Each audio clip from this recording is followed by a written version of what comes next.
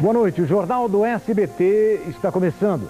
A inflação não vai fugir do controle do governo. Os economistas acreditam que a alta nos preços não vai se repetir em dezembro, apesar do 13º salário.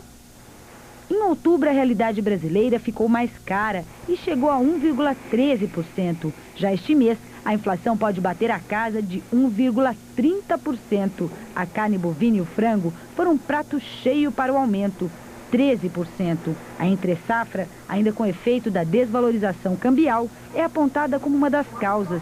Já no preço do frango, o reajuste aparece pelo aumento da demanda, mas foram os combustíveis que mais esquentaram os aumentos. Só o álcool subiu 26%. São pressões localizadas e explicadas ou por problemas de oferta, como é o caso da carne, nós temos menos carne para consumo, está subindo o preço, ou por problemas de ajustes de defasagens passadas, como é o caso do álcool.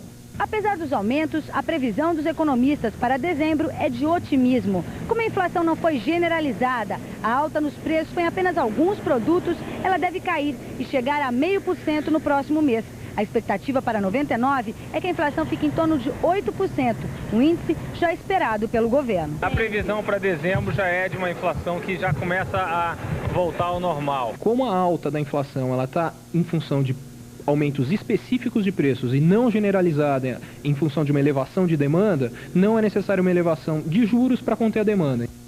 Muita coisa mudou com a perspectiva de volta da inflação. Nossa repórter foi às ruas para saber o que ainda se pode comprar com R$1. R$1 é suficiente para comprar 1 quilo de feijão? Não, R$1,80 e olha que está em conta. Se encontra por R$3,50, R$3,80 é um absurdo. Quando começou o Plano Real, há 5 anos era suficiente. E não apenas feijão. A lata de óleo, que custava 88 centavos naquela época, hoje está em média R$1,32. O quilo do tomate, de 53 centavos, subiu para 1,27. O poder de compra dele diminuindo, consequentemente, ele vai diminuir o que ele vai adquirir, né? Até o café da manhã está mais caro. O litro de leite passou de 51 para 72 centavos.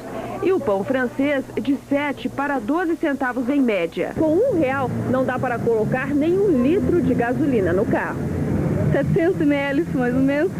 Só isso, nem 1 litro. Nem 1 litro. Queda de poder aquisitivo do real desde o lançamento da nova moeda em julho de 94 é em torno de 15%.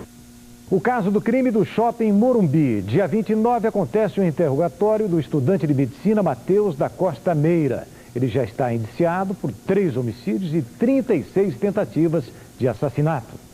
São Paulo, a polícia da capital vai assumir a investigação da morte de um policial acusado do envolvimento com narcotráfico em Campinas. A polícia local critica os métodos da CPI. A CPI do narcotráfico considerava o policial Luiz Roberto Lopes uma peça-chave nas investigações. Pimenta, como era conhecido, estava há 17 anos na corporação. Ele foi apontado pelo traficante Gilmar Leite Siqueira como um dos envolvidos no esquema de roubo de cargas e tráfico de drogas na região de Campinas. Com um depoimento marcado para sexta-feira, Luiz Roberto foi encontrado no banheiro da delegacia com um tiro no peito. Suicídio ou assassinato? É o que a CPI do narcotráfico quer descobrir. E já determinou que a própria polícia de São Paulo entre no caso. Isso para não ficar nenhuma dúvida sobre a morte do policial. Nós estamos investigando exatamente para saber se ele se suicidou ou se isso foi um assassinato. Com certeza foi um suicídio. Eu não acredito que o Pimenta tenha tido algum envolvimento com crime ou com criminosos. Ele é acusado pelo Gilmar de ter participação no esquema do Dr. Ricardo no sentido de facilitar e ajudar no roubo de cargas. Amanhã poderão ser outras pessoas, se esse critério de apuração continuar sendo dessa maneira. A Ordem dos Advogados do Brasil também discorda dos métodos de investigação da CPI. Através de um habeas corpus, a OAB conseguiu a liberdade do advogado Arthur Matias, acusado de integrar a máfia do narcotráfico. Denúncias de corrupção no Detran de São Paulo causam o afastamento do corregedor Walter Fernandes. Os peritos encontraram vários indícios de que o incêndio nos arquivos do Detran foi criminoso. Um padre é preso com 11 quilos de cocaína escondidos na batina quando tentava embarcar para a Holanda. O padre Jorge Saliba confessou que ganhava $30 mil por viagem. Em Foz do Iguaçu, a polícia faz uma apreensão recorde de maconha. Uma denúncia levou os policiais até esta fazenda em Mingaguaçu, no Paraguai, a 25 quilômetros da fronteira com o Brasil. Foram encontrados 738 quilos de maconha.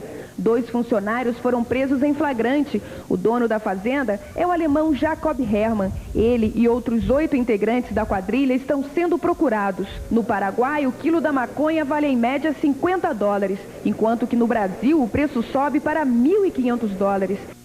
Avião cai sobre rede elétrica e causa blackout no Japão. Os 2 ocupantes do jato militar morreram na hora. O acidente deixou grande parte de Tóquio sem energia. O pregão da Bolsa de Valores foi interrompido. Sem energia, com semáforos desligados, o trânsito ficou caótico. Igrejas católicas fecham as portas em protesto na Terra Santa. Todos os templos cristãos de Israel vão ficar fechados por 2 dias. Os católicos protestam contra a decisão do governo de autorizar a construção de uma mesquita ao lado da Igreja da Anunciação, em Nazaré. Os cristãos acham que a construção da mesquita é uma provocação religiosa. Um lobby começa a se formar no Congresso para impedir a aprovação da lei que abre a participação de capital estrangeiro em até 30% para TVs, rádios e jornais. No caso de pessoas jurídicas, o projeto do deputado Aloísio Ferreira prevê que a participação chegue a 70%. Governadores se reúnem em Maceió para derrubar a Lei Candir e querem dividir a crise dos estados com a União. O importante que eu vejo é que a Lei Candir é um problema de estímulo à exportação. Este estímulo à exportação, nós entendemos que deva ser bancada pelo governo federal. A questão do ajuste fiscal não pode penalizar apenas os estados membros da federação. Acho que o governo deveria assumir, pelo menos parcialmente. Nós queremos que haja essa divisão entre o IVA parcela União e o IVA parcela Estados. O ex-prefeito Paulo Maluf quer provar que não é o pai de um garoto de 8 anos, neto de um cabo eleitoral. Ele aproveitou a ocasião para fazer política. Eu não conheço a filha dela, que não é minha filha. Eu tenho minha consciência tranquila, que foi uma trama urdida. Esse é um processo político, mas como envolveu também uma criança, eu me vi na obrigação de eu pedir o processo de exame da paternidade. Missão Impossível com Tom Cruise é o assunto para depois dos comerciais. Até já.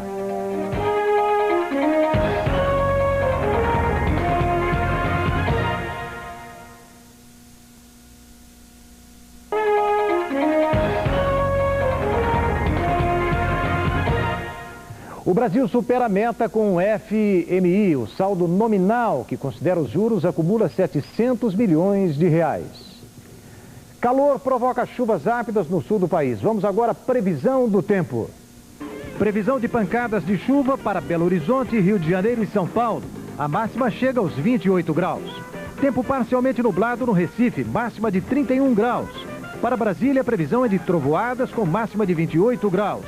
Pancadas de chuva também vão atingir Porto Alegre, máxima de 28 graus. Vôlei masculino perde vaga para as Olimpíadas. A derrota para a Rússia por 3-2 acabou com o sonho brasileiro em conquistar antecipadamente uma das 3 vagas para os Jogos Olímpicos de Sydney. Os rapazes do vôlei terão outra chance no pré-olímpico que acontece no ano 2000. Tom Cruise volta às telas em Missão Impossível 2.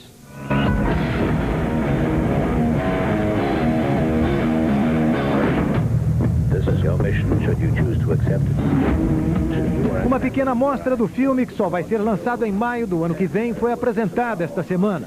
Tom Cruise, além de ser o ator principal, também é o produtor de Missão Impossível 2, que foi filmado na Austrália. You gotta be kidding. Estas as notícias hoje. Boa noite.